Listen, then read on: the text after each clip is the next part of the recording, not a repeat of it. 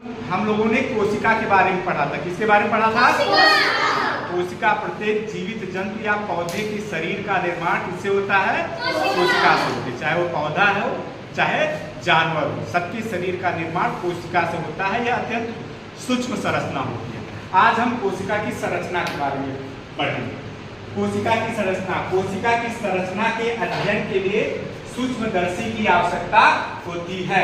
कोशिका के अध्ययन के लिए सूक्ष्मदर्शी, जिसको माइक्रोस्कोप कहते हैं, उसकी आवश्यकता होती है, क्योंकि बहुत छोटी संरचना होती है, इसको हम अपनी आंखों से नहीं देख सकते। इसके लिए माइक्रोस्कोप की आवश्यकता होती है।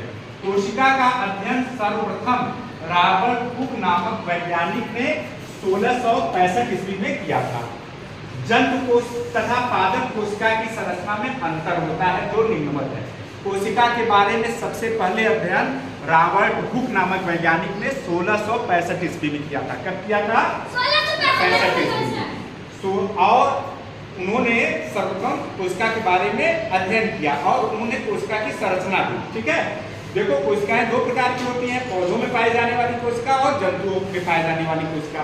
आज हम पौधों में पाई जाने वाली कोशिका और जंतुओं में पाई जाने वाली कोशिका के बारे में तुलनात्मक अध्ययन करेंगे। उनमें क्या अंतर होता है और उनकी संरचना कैसी होती है। यह पादप यानी पौधों में पाई जाने वाली कोशिका है। यह कौन सी है? जंतु कोशिका यानी जानवरों में पाई जाने वाली कोशिका है। देखो पादप कोशिका में कोशिका के चारों ओर एक मोटी भित्ति पाई जाती है, एक मोटी दीवार जैसी संरचना पाई जाती है। मतलब कोशिका बहुत छोटी होती है, ठीक है, उसके चारों ओर एक मोटी परत पाई जाती है, जिसको क्या कहते हैं? कोशिका भित्ति। क्या कहते हैं? कोशिका भित्ति। इसको अंग्रेजी में सेल वॉल कहा जाता है। लेकिन यह पादप कोशिका में पाई जाती है, जंतु कोशिका में कोशिका भित्ति नहीं पाई जाती है। ठीक है, यह सेलुलोज की बनी होती है, यह पौधों में ही पाई जाती है। ठीक, दूसरा देखो, पादप कोशिका में हरित लवक पाया जाता है। क्या पाया जाता है? हरित लवक। हरित लवक क्या होता है? जिसको अंग्रेजी में क्लोरोप्लास्ट कहते हैं। क्या कहते हैं? क्लोरोप्लास्ट। पौधों का रंग हरा हरित लवक के कारण ही होता है। पौधों का रंग हरा किसके कारण होता है? क्लोरोप्लास्ट या हरित लवक। जो पत्तियां हरी होती हैं वह क्लोरोप्लास्ट या हरित लवक के कारण ही होता है। लेकिन जंतु कोशिका में हरित लवक नहीं पाया जाता है। जंतु कोशिका में हरित लवक नहीं पाया जाता है। अब देखो पादप कोशिका में एक रिक्तिका पाई जाती है। रिक्तिका माने खाली स्थान होता है। पादप कोशिका में सिर्फ एक रिक्तिका पाई जाती है। ठीक है, और वह आकार में बड़ी होती है। ठीक, देखो हमने यहाँ बड़ी सी रिक्तिका ये बनाया है, जिसके अंदर जल भरा होता है। ठीक है, यानी कई होती है छोटी छोटी। देखो यहाँ हमने रिक्तिका बनाई है, छोटी छोटी रिक्तिका। ठीक है, इसको कहते हैं रिक्तिका या अंग्रेजी में वैक्यूल्स कहते हैं। ठीक है, पादप कोशिका में एक पाई जाती है इसमें, और जंतु कोशिका में छोटी छोटी कई रिक्तिका पाई जाती है। ठीक, यह देखो और क्या पाया जाता है? पादप कोशिका में भी केंद्रक पाया जाता है, जंतु कोशिका में भी केंद्रक पाया जाता है। केंद्रक क्या होता है? कोशिका का मस्तिष्क होता है। कोशिका के अंतर्गत जितनी भी क्रियाएं होती है या छोटे छोटे जो कोशिका के अंदर भी अंग होते हैं, ये सब जो मैंने बनाया है, इन सभी अंगों के कार्यों का नियंत्रण यह केंद्रक करता है। क्या कहता है? केंद्रक। यह पादप कोशिका में पाया जाता है, जंतु कोशिका में पाया जाता है।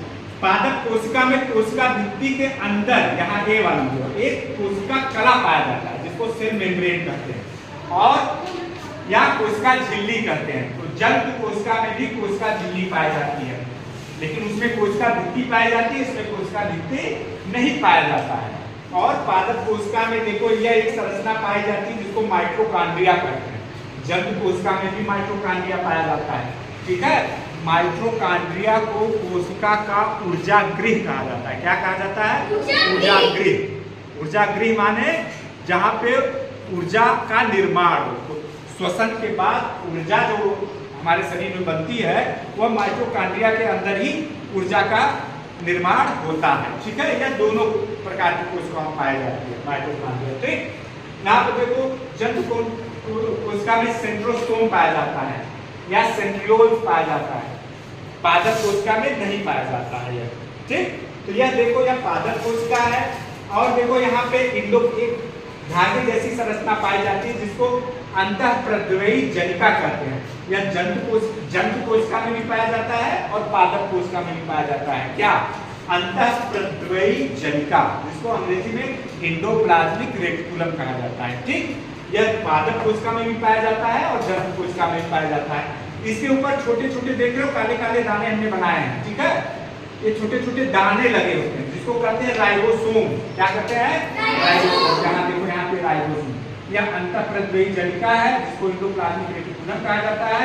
यह राइबोसोम्स है, छोटे छोटे दाने। यह राइबोसोम जो होता है यह प्रोटीन का निर्माण करता है। ठीक है, तुम आगे की क्लास में पढ़ोगे। यह हो गया पादप कोशिका, यह हो गया जनक कोशिका। इनके बारे में तुम लोग अच्छे से पढ़ना है। अब हम यहाँ पे पादप कोशिका और जनक कोशिका के अंतर के बारे में बताएंगे। देखो हमने अंतर यहाँ पे लिखा है। पहला अंतर क्या है? पादप कोशिका में कोशिका भित्ति पाई जाती है, जो चारों कोशिका भित्ति हमने बनाई है मोटी सी ना, यहाँ पे देखो चित्र में। और जनक कोशिका में कोशिका भित्ति नहीं पाया जाता है। ठीक, जनक कोशिका में कोशिका भित्ति नहीं पाई जाती है। ठीक है, दूसरा देखो, पादप कोशिका में हरित लवक क्लोरोप्लास्ट पाया जाता है। ठीक, जंतु कोशिका में हरित लवक नहीं पाया जाता। पौधों का हरा रंग किसके कारण होता है? हरित लवक के कारण, इसको क्लोरोप्लास्ट कहते हैं। यह पादप कोशिका में पाया जाता है, जंतु कोशिका में नहीं पाया जाता है। तीसरा देखो, पादप कोशिका आमतौर पर बड़ी होती है। आकृति के हिसाब से पादप कोशिका जंतु कोशिका से बड़ी होती है। जंतु कोशिका तुलनात्मक रूप से पादप कोशिका से छोटी होती है।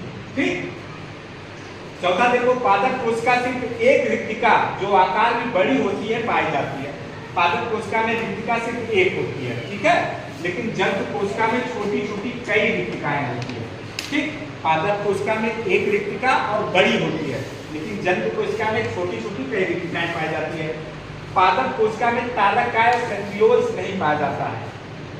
यह दोनों अंग जो होते हैं यह पादप कोशिका में नहीं पाए जाते हैं। जंतु कोशिका में तालकाय और सेंट्रियोल्स पाए जाते हैं। ठीक, पादप कोशिका में 3 प्रकार के लवक पाए जाते हैं। पादप कोशिका में 3 प्रकार के लवक पाए जाते हैं, वर्णी लवक, अवर्णी लवक और हरित लवक। जंतु कोशिका में लवक नहीं पाया जाता है। ठीक, देखो ये लवक जो होते हैं वर्णी माने रंग वाले, पौधे के जितने भी रंगीन भाग होते हैं जैसे पंखुड़ियां, वह वर्णी लवक के कारण होती है। अवर्णी लवक माने उसका कोई रंग नहीं होता है, और हरित लवक जो होता है उसका रंग हरा होता है। तो लवक सिर्फ पौधों में पाए जाते हैं और यह जंतुओं में नहीं पाए जाते। यह पादप कोशिका और ये जंतु कोशिका है, इसके बीच में जो हमने अंतर है, कल अंतर हम सबसे पूछेंगे।